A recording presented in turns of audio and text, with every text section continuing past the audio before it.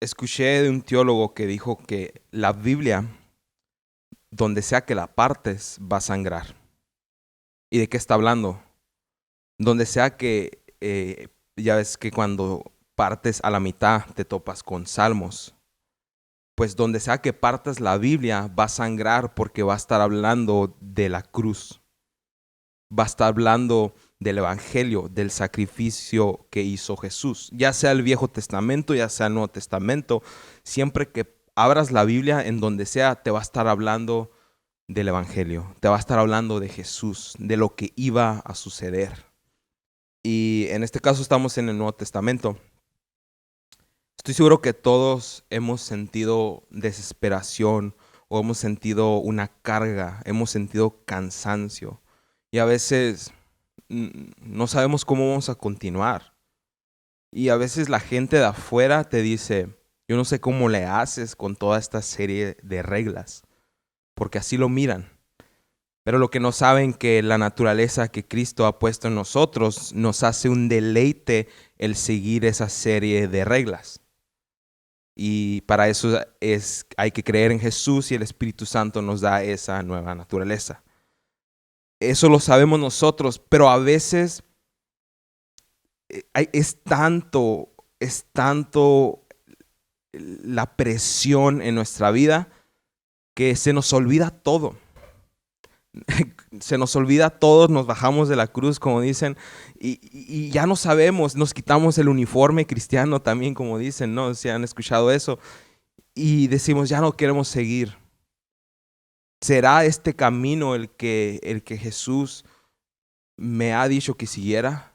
Nos empezamos a cuestionar por la presión. Nos empezamos a cuestionar porque estamos cansados. Y de eso vamos a hablar el día de hoy.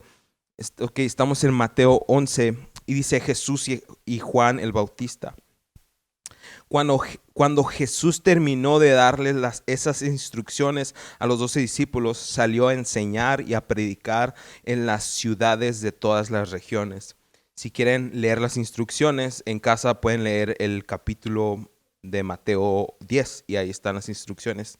Dice, Juan el Bautista, quien estaba en prisión, oyó acerca de todas las cosas que hacía el Mesías. Entonces envió a sus discípulos para que le preguntaran a Jesús, ¿eres tú el Mesías a quien hemos esperado o debemos seguir buscando a otro?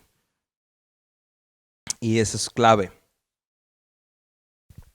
seguir buscando a otro. Cuando nos topamos con el Señor, Él nos da una seguridad de que Él es el que tenemos que seguir. Pero cuando viene esta presión, en este caso Juan el Bautista estaba en la cárcel, imagínense.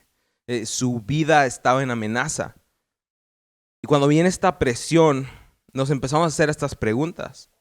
¿De verdad voy por el camino que debería ir? Porque el camino de seguir a Jesús es muy, muy específico. Seguir a Jesús, los cristianos tarde o temprano se topan con la pregunta, o hago mis planes o sigo a Jesús. Porque el seguir a Jesús es muy específico. Jesús dijo, las zorras tienen guaridas, los pájaros tienen nidos, pero yo no tengo dónde recostar mi cabeza. Es muy específico, pero sabemos que vale la pena, pero en medio de para darles de la presión empezamos a dudar, y para darles un poco de contexto, Juan el Bautista ya había bautizado a Jesús y se está cuestionando que si él es el Mesías. Para darles un poco de contexto, Juan el Bautista ya había visto el Espíritu Santo descender como paloma y una voz que se oyó del cielo diciéndole, este es mi Hijo amado, el cual tengo compasión. Y aún así se estaba cuestionando. Y yo no lo puedo juzgar, por lo menos porque yo he estado en esa situación. Juan está en prisión, está en la cárcel. Wow. ¿Qué hace Jesús? Le dice, Jesús les dijo a los mensajeros que envió Juan el Bautista, a sus seguidores, Jesús les dijo, regresen a Juan y cuéntenle lo que han oído y visto. Perdón. Los ciegos ven, los cojos caminan bien, los leprosos son curados, los sordos oyen, los muertos resucitan y a los pobres se les predica la buena noticia. Y agregó, Dios bendice a los que no se apartan por causa de mí. ¿Y a qué se refiere Jesús por causa de mí? Juan el Bautista estaba en la cárcel por causa de Jesús, por causa de seguir a Dios.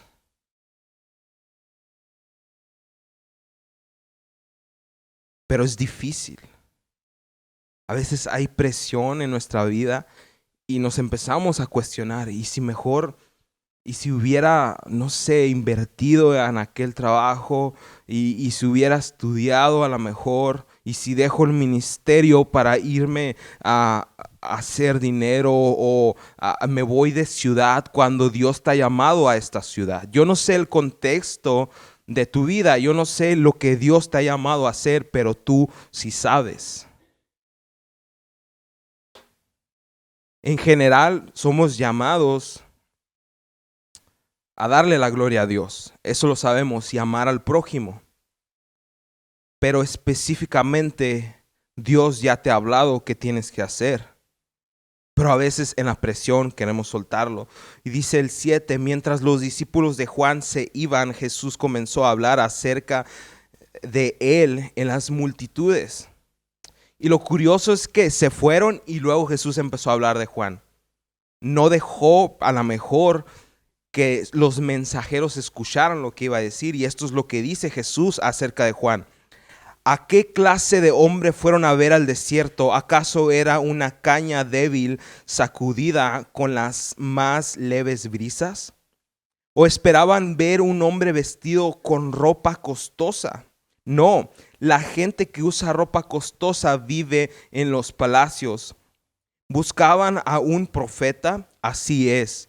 Y él es más que un profeta. Juan es el hombre el que se refería a la escritura cuando dice, mira, envío a mi mensajero por anticipado y él preparará el camino delante de mí. Les digo la verdad. Y aquí voy a pausar. ¿Qué está haciendo Jesús? Está hablando bien de Juan. Les está diciendo, él es el profeta que estaba profetizado. Dice, les digo la verdad, de todos los hombres, de todos los que han vivido, nadie es superior a Juan el Bautista. Sin embargo, hasta la persona más insignificante en el reino del cielo es superior a él. Wow, es superior a él. Juan el Bautista, como dice aquí Jesús, es el mayor entre todos los profetas y toda la gente que estaba viva antes de él. ¿Por qué es esto? Y esto nos habla del Evangelio. Cuando nosotros estamos en presión, Jesús te recuerda quién eres para él. Jesús te recuerda qué hizo para ti. ¿Cómo está esto? Dice, sin embargo, hasta las personas más insignificantes en el reino del cielo es superior a él. Cualquiera de nosotros, de los que estamos aquí hoy en día, que hemos aceptado a Cristo, hemos creído en Jesús, somos mayor que Juan el Bautista. ¿Por qué? Esto nos habla mucho acerca de lo que se trata el Evangelio. Nosotros no hicimos nada y aún así somos mayor que el profeta mayor. Somos mayor que el último profeta que fue Juan el Bautista. ¿Por qué? Por la gracia de Dios. Y eso es lo que hace Jesús cuando estás en presión y estás dudando. Te recuerda quién eres. ante él. Dice, desde los días en que Juan el Bautista comenzó a predicar hasta ahora el reino del cielo ha venido avanzando con fuerza y gente violenta lo está atacando. Pues antes de que viniera Juan, todos los profetas y la ley de Moisés anunciaba este tiempo. Y si ustedes están dispuestos a aceptar lo que les digo, el Elías, aquel que los profetas dijeron que vendría, el que tenga oídos para oír, que escuche y entienda. Con qué puedo comparar a esta generación. Parece a los niños que juzgan en la plaza, se quejan ante sus amigos. Dice, tocamos canciones de bodas y no bailaron, entonces tocamos cantos de fúnebres, y no se lamentaron. Y me quiero ir un poquito atrás. Juan el Bautista era el Elías que fue profetizado. Aquí lo está comparando con Elías. Imagínense. Ahora, el más insignificante de nosotros, ese es más grande que Juan el Bautista. ¿Por qué? Porque nosotros tuvimos la revelación completa de quién es Jesús. Isaías, todos los profetas, Elías, que profetizaron acerca de Jesús, no pudieron entender o ver el sacrificio de Jesús en la cruz. Pero nosotros ya lo vimos. Nosotros tenemos, ni siquiera Juan el Bautista estuvo ahí para ver el gran sacrificio de Jesús y no vio a Jesús resucitar. Pero nosotros traemos ese gran mensaje, que Jesús, que Dios se hizo hombre y murió por nuestros pecados. Y por eso somos mayores. Por eso y por el sacrificio que hizo Jesús en la cruz.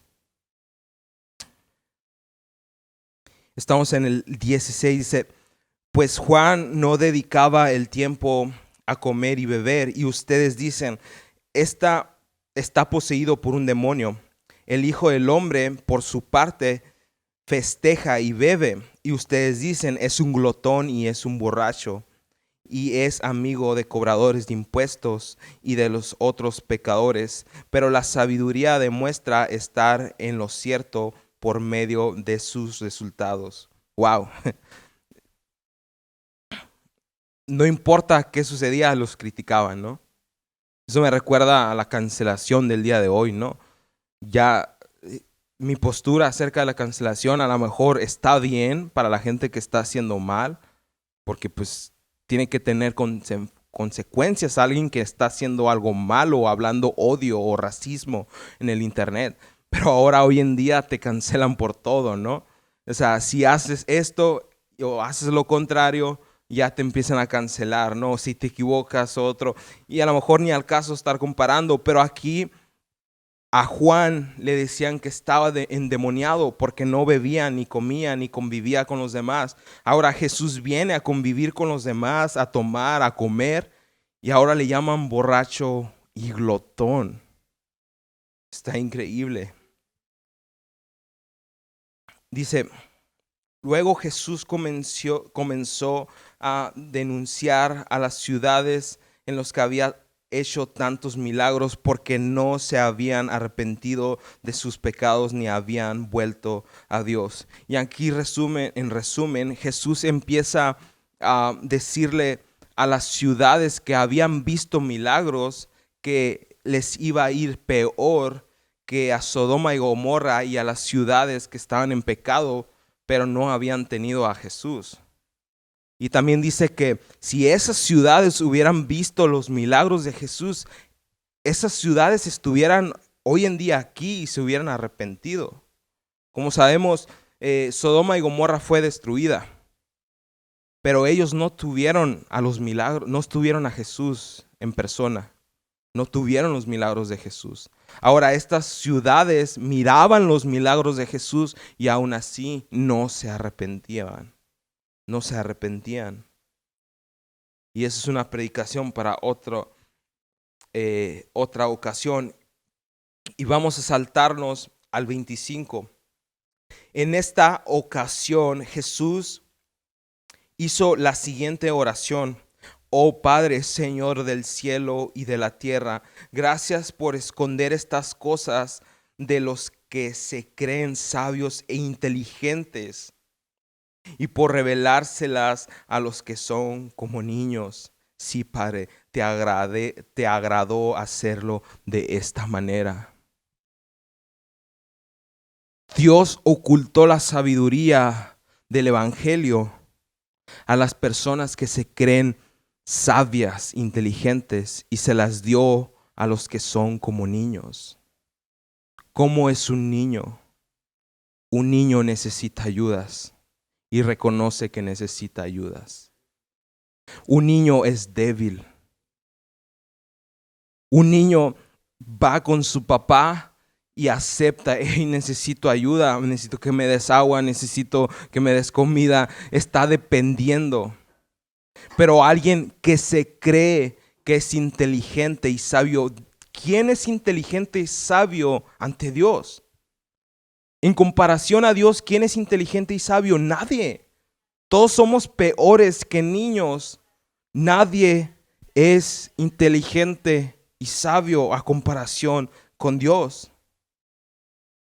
Y esa es la cosa.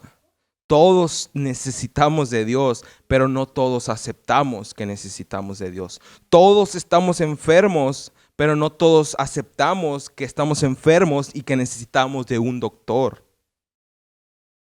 Pero Dios guardó la sabiduría del Evangelio para los que aceptan que son como niños, los que aceptan que son débiles, los que aceptan que necesitan ayudas.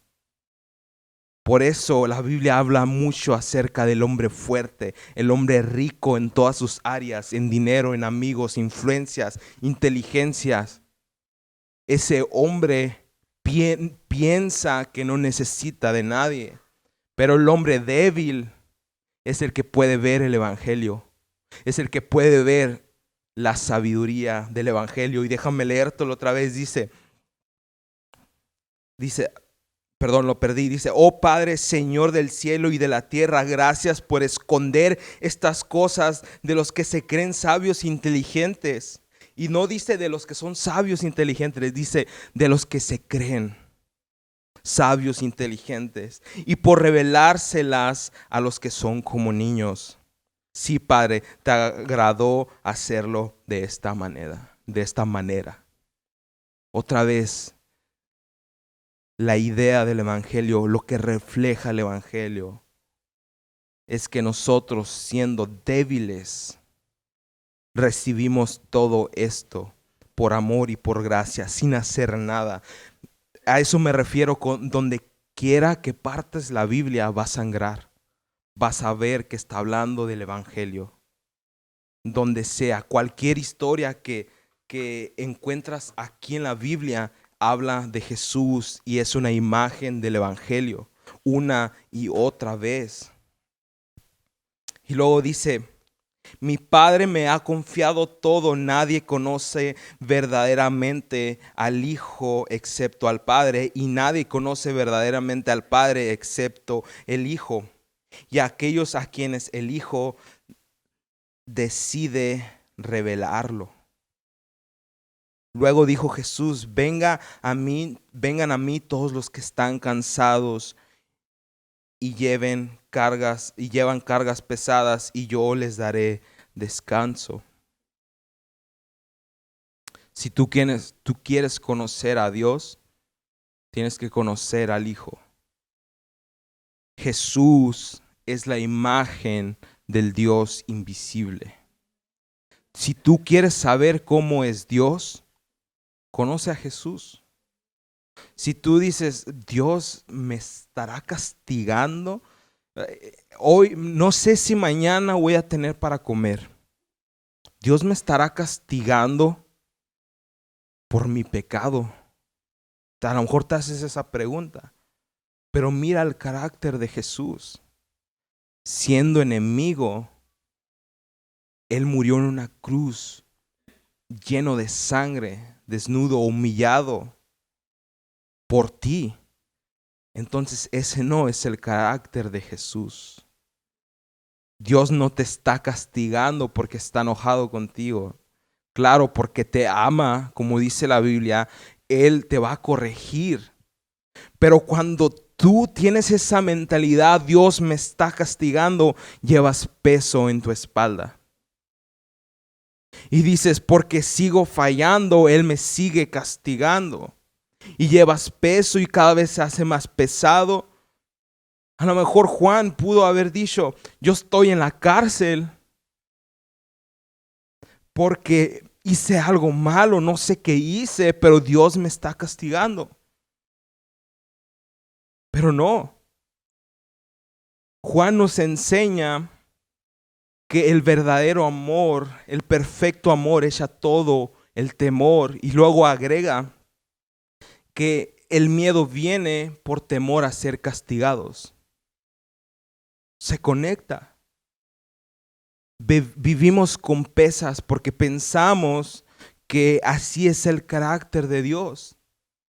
A veces cometemos el gran error de ver a Dios como si fuera un Zeus.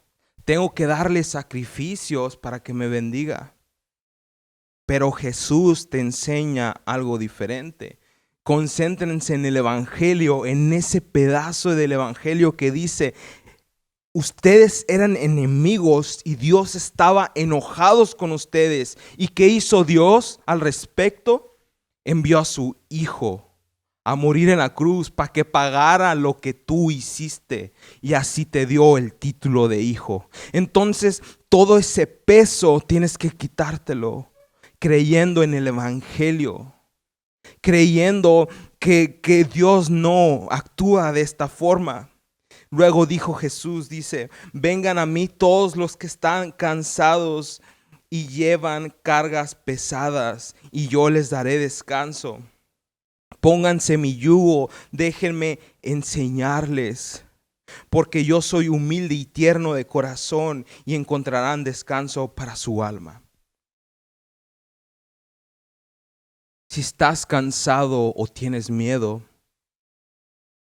a lo mejor es porque piensas que necesitas merecerte la aceptación de Dios.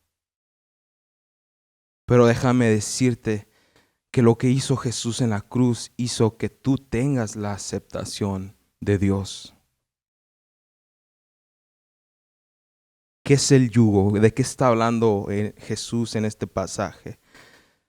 Para entrar un poco en contexto, la mayoría de la gente que lo escuchaba eran campesinos. Entonces Jesús lo que hacía, les daba ejemplos de la siembra, de semillas, de arar, cosas del rancho, cosas del campo. Entonces el yugo era una cosa grande de madera que se le ponían a 2 toros y le ponían un fierro atrás para arar la tierra y luego para sembrar. Ahora, la práctica era que ponían a un buey o a un toro que ya estaba experimentado y ya estaba grande y fuerte, y al lado ponían a un toro pequeño que no sabía lo que estaba haciendo y era nuevo, y así él podía aprender del toro más fuerte. ¿Y qué es lo que pasaba? Que el toro chiquito, el nuevo, no llevaba nada de peso porque el grandote iba llevando todo el peso. Entonces Jesús lo que está haciendo, les está diciendo, yo llevé su peso. Yo hice que ustedes fueran aceptados. Pónganse mi yugo porque yo llevo, ténganse esa mentalidad, la mentalidad del Evangelio, que yo llevo el peso y ustedes van a vivir descansados, van a vivir en paz. Van a vivir sin pesos, yo llevé el peso. Y también dice, déjenme enseñarles. Cuando tú te pones el yugo y Jesús va al lado de ti, Él lleva todo el peso, pero al mismo tiempo vas aprendiendo de Él. Vas aprendiendo a ser como Jesús. Vas aprendiendo a que si te hacen algo mal, tú no les pagas con mal, les pagas con un abrazo, les pagas con amor. Si tú estás cansado es porque a lo mejor le temes al castigo de Dios, pero Dios ya castigó a Jesús por todo tu pecado que vas a cometer en el futuro y en el pasado. Y yo no te estoy diciendo que puedes pecar libremente. Te estoy diciendo que si te pones el yugo de Jesús, ya no tienes el peso que la ley pone encima de ti, pero si empiezas a aprender a ser como Jesús. Y ese es el evangelio. Jesús te dice, pónganse mi yugo, déjenme enseñarles, porque yo soy humilde y tierno de corazón. En el camino vas a aprender a ser humilde y tierno de corazón y encontrarán descanso para tu alma. Y dice el último, pues mi yugo es fácil de llevar y la carga que les doy es liviana. Pero si tenemos el evangelio al revés, Señor, pero ¿cómo que la ley es difícil de llevar? ¿Cómo? Porque la ley Él ya la llevó, Él ya la cumplió por nosotros, por eso somos aceptados, pero al mismo tiempo vamos aprendiendo. Pues mi yugo es fácil de llevar y la carga que les doy es liviana. Entonces si te preguntan, ¿cómo le haces para vivir esa vida? ¿Cómo le haces? Ahora ya sabes qué contestarles. Jesús dijo esta analogía un día acerca del yugo, donde Él lleva la parte pesada, pero tú aprendes. Porque Él nos hizo aceptables, aceptados ante los ojos de Dios. La justificación, Él nos justificó. Déjame leerlo una última vez y así terminamos. Dice, vengan a mí todos los que están cansados y llevan cargas pesadas, y yo les daré descanso.